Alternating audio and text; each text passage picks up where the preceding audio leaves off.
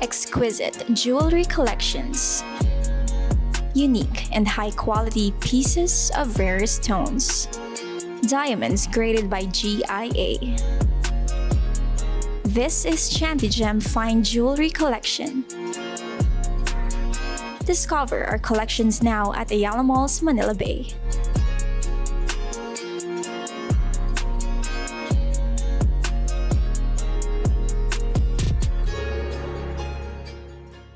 Magbibigay trabaho, OFW Party List. ito ang ating kailangan. OFW Party List. After you did a good job this week bilang nanay, bilang empleyado, bilang estudyante, o bilang isang mabuting Pilipino, today, sit back and relax dahil we will serve you with a long menu of good news and updates na bubusog po sa inyo.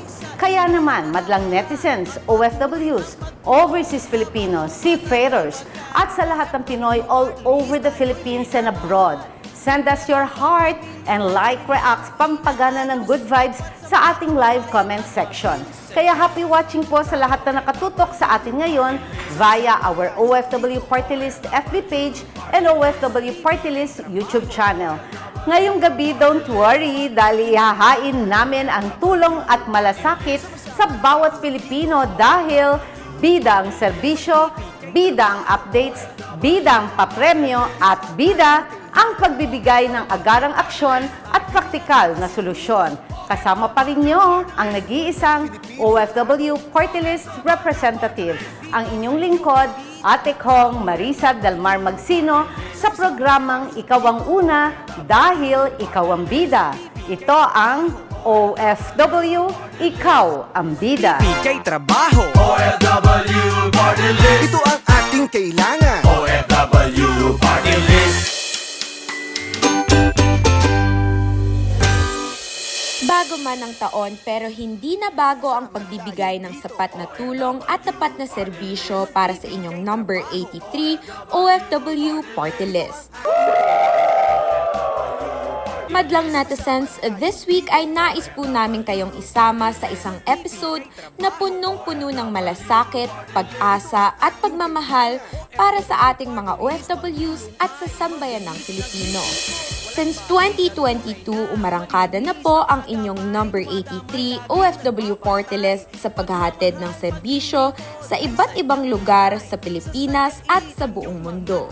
Sa halos 3 taong nating pagsasama, hindi natin maitatanggi na talaga namang bumida ang kapakanan at pagpapaunlad ng ating mga OFWs at kanilang pamilya. Alam nyo ba, madlang netizens, ang inyong number 83 OFW Party List ay aktibong nakakapag-deliver ng social welfare assistance sa ating mga OFWs at kanilang pamilya, lalong-lalo na po sa mga kababayan nating kapos-palad. Nandyan na ang mga programang naibaba natin sa Luzon, Visayas at Mindanao, kabilang na ang ayuda sa Kapos ang Kita program o AKAP, ang Assistance to Individuals in Crisis Situations o mas kilala bilang AICS, na kung saan ang inyo pong number 83 OFW Party List ay nakapag-endorse ng halos 16,000 individuals sa Department of Social Welfare and Development para sa burial, financial, and medical assistance para sa ating mga kababayan. OFW natin, ang ibig sabihin, one Filipinos worldwide. Lahat po ng Pilipino sa loob at labas ng ating bansa.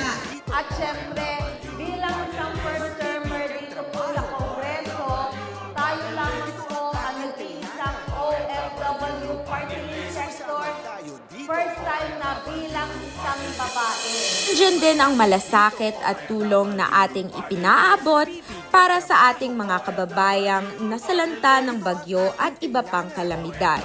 Ang inyo pong OFW Party List ay nagbigay ng daang-daang relief packs at tulong pinansyal para sa ating mga kababayan, lalo na po sa mga naapektuhan ng nagdaang bagyong Karina at bagyong Christine na talaga namang nanalasa sa ating bansa. Alam nyo rin po ba na since July 2022, ang inyong number 83 OFW OFW Party List ay nakapag-endorse at naka-coordinate ng halos 500 cases sa Department of Foreign Affairs at Department of Migrant Workers para sa repatriation ng ating mga distressed OFWs. Sa tulong at malasakit po ng ating mahal na Congresswoman Marisa Del Mar Magsino, 170 OFWs po ang maayos at ligtas na napabalik natin dito sa bansa. Sa OFW Party List. Sama-sama Samantala, bumuhos din ang tulong at serbisyo na naibigay ng inyong number 83 OFW Party List sa pangunguna ni Ate Kong Marisa pagdating sa paghahatid ng educational programs, scholarship grants at iba pang youth programs. Talaga namang bida ang edukasyon nang tayo po ay nakapag-distribute ng tablets at laptops para makatulong sa pag-aaral ng mga estudyante, lalo na po ang mga anak ng ating mga mahal na OFWs. Iba-ibang scholarship assistance at skills training ang ating pong nabuksan para sa ating mga kababayan. Kabilang na ang makipag-partner ang inyong OFW Party List sa University of Perpetual Help, System Dalta Las Piñas, sa pangunguna ni Congresswoman Marisa Del Mar Magsino at ni Dr. Eduardo Shalcita na Dean ng Graduate School ng UPHSD. Ang malaking initiative na ito ng inyong OFW Party List ay nag-o-offer ng partial graduate scholarships para sa ating mga OFWs at kanilang pamilya na nagnanais na palawakin pa ang kanilang kaalaman at kahusayan sa larangan ng business, education, nursing at public administration. Alam niyo rin ba, madlang netizens, na 1,147 scholarship grants and training programs ang nai-award po ng inyong OFW Party List at ni Congresswoman Marisa Del Mar Magsino sa ating mga indigent students, kabilang na ang mga anak ng OFWs sa pamamagitan ng ating matibay na partnership sa iba't ibang private educational institutions, TESDA at SHED. Isa rin po sa malaking hakbang na nagawa ng inyong OFW Party List number 83 ay ang pakikipagsanib puwersa natin sa Sunful Foundation of South Korea, kung saan tayo po ay nakakapagsagawa ng mental health and anti-cyberbullying seminars para sa mga estudyante dito sa Pilipinas.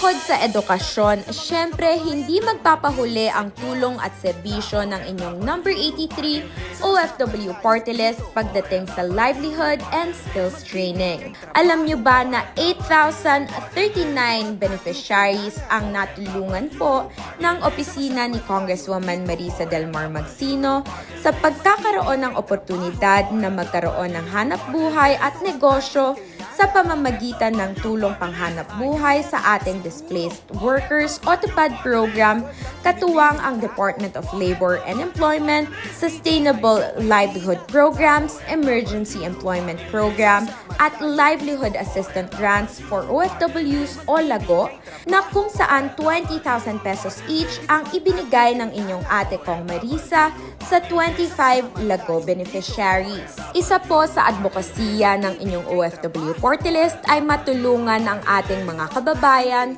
lalong-lalo na po ang ating mga OFWs at ex-OFWs na magkaroon ng sariling hanap buhay o negosyo para matulungan at masuportahan ang kanilang pamilya dito sa Pilipinas.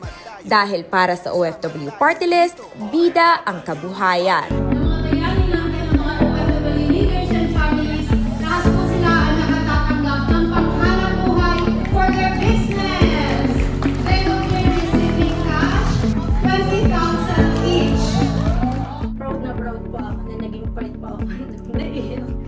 Naging part po ako ng OFW Pride List kasi nabigyan po ako ng opportunity na makatulong po sa kapwa ko.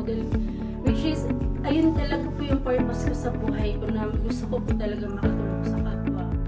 After po, nung makuha ko yung Lagos, ayun po yung ginamit ko para makapag-provide po ng mga products. And then also, nakatulong din po sa mga gamit namin Speaking of tulong at suporta, syempre hindi rin natin pinabayaan ang ating mga kababayan pagdating sa usapan ng pangkalusugan. Sa ating halos 3 taong pagsasama, hindi po tayo nagkulang sa pagbibigay ng agarang tulong at aksyon para sa mga kababayan nating nangangailangan ng tulong medikal. Ang inyong number 83 OFW Party List sa pangunguna ni Congresswoman Marisa Del Mar Magsino ay nakapagbigay ng medical assistance sa 11,274 patients sa ating pakikipagtulungan sa Department of Health. Matagumpay po tayong nakakapagsagawa ng medical and dental missions kung saan ating pong nabigyan ng serbisyo ang ating mga OFWs at kanilang pamilya at nakapag-distribute din po tayo ng medical equipment at mga gamot laan para sa ating mga kababayan. Bukod din sa adhikain ng inyong number 83 OFW Party List sa pagpapatayo ng health centers sa iba't ibang lugar dito sa Pilipinas, matagumpay ding pinangunahan ni Ate Kong Marisa ang napakaraming infrastructure projects sa iba't ibang komunidad dito sa Pilipinas. Para sa fiscal year 2023 to 2025, ang inyong pong OFW Party List ay nakapag-secure na ng pondo na kinakailangan para sa ating mga infrastructure projects, kabilang na ang 23 flood mitigation projects, 33 multipurpose buildings, 10 school buildings, 15 local road networks, 6 farm-to-farm market roads, at 1 seaport. Tunay nga pong hindi titigil ang inyong number 83 OFW Party List sa paghahatid ng sapat na tulong at tapat na serbisyo para sa ating mga kababayang Pilipino. Ang pagmamahal ay nandito sa OFW Party List at sa General Trias at dadagdagan pa po natin ang proyekto dito po sa General Trias. Hangad po namin ang maayos at dekalidad na pamumuhay para sa bawat isa sa loob o labas po ng ating bansa. Sa laban po ng OFW Party List at ni Congresswoman Marisa Del Mar Magsino, paniguradong walang maiiwan dahil lahat ay aarangkada at bibida. OFW, kayo ang bida! And for our last bida highlight of the week, muli na namang pinatunayan ng ating mahal na Congresswoman Marisa Del Mar Magsino ang pagiging champion para sa kapakanan ng ating mga OFWs. Nakiselebrate po ang inyong OFW Party List at si Ate Kong Marisa sa selebrasyon ng 40th birthday ng kababayan nating si Mary Jane Veloso. Personal pong pumunta ang inyong number 83 OFW Party List team at kinamusta ang pamilya ni Mary Jane na sina Nanay Celia at Tatay Cesar na bumisita sa Correctional Institution for Women's sa Mandaluyong City. Personal pong nagabot ang inyong OFW Party List ng birthday cake at financial assistance sa pamilya ni Mary Jane bilang tanda ng suporta at pagmamahal ng ating Ate Kong Marisa para sa kanila.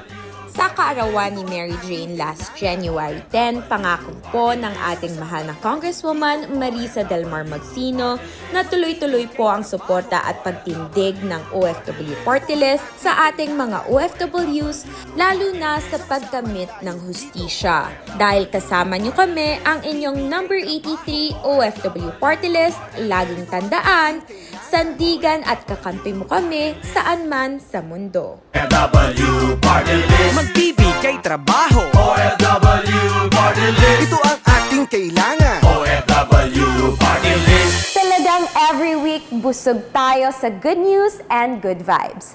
Sama-sama po tayong lahat para sa pagkamit ng advokasya at programa laan para sa sambayan ng Pilipino sa Pilipinas at sa buong mundo. Ako po ang inyong OFW Party List Secretary General Ces Adriano at your service dito sa OFW Tulong at Serbisyo Center in Action, Bida Highlights of the Week.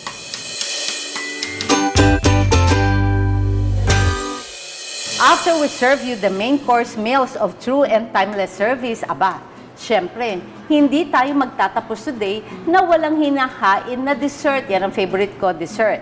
Gusto mo bang matikman ang tamis ng panalo ng malaking aguinaldo? Get ready to win! Dito lang sa Bida sa Papremyo! Ang ating bida question last week ay...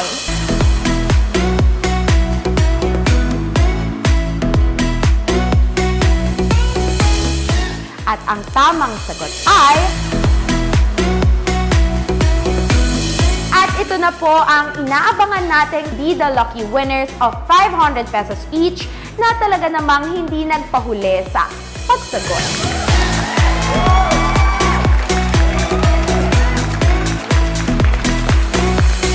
Kung gusto nyong salubungin ang buwan ng puro swerte, pues, sagutin nyo na ang ating Bida Question of the Week na...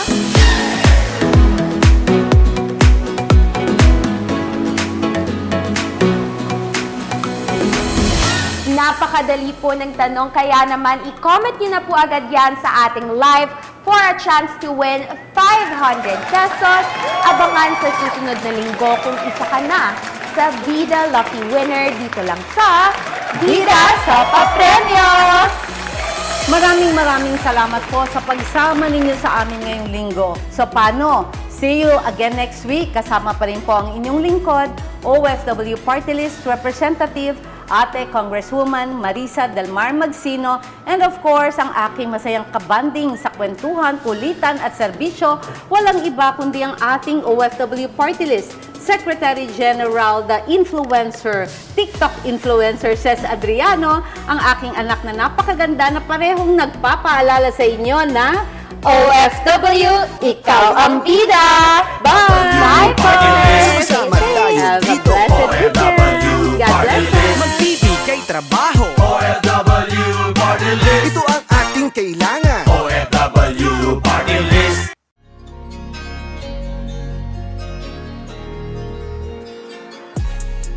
Exquisite jewelry collections. Unique and high-quality pieces of rarest tones. Diamonds graded by GIA. This is Chanty Gem Fine Jewelry Collection. Discover our collections now at Ayala Malls, Manila Bay.